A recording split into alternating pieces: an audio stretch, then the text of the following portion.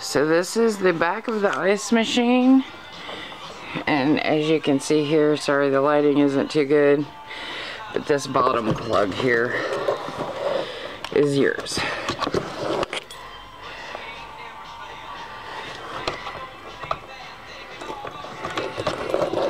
And it's getting plugged in now.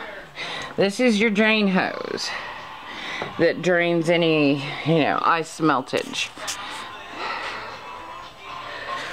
So that's the back. This is the side. Of course, the top. And the inside. Yep. There you go.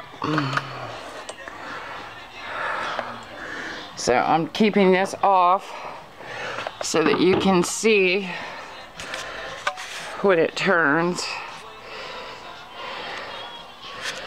But it's all plugged in.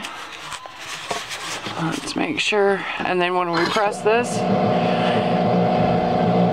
that turns to dispense ice. And when you let go, it stops. There we go. And you can hear the hum.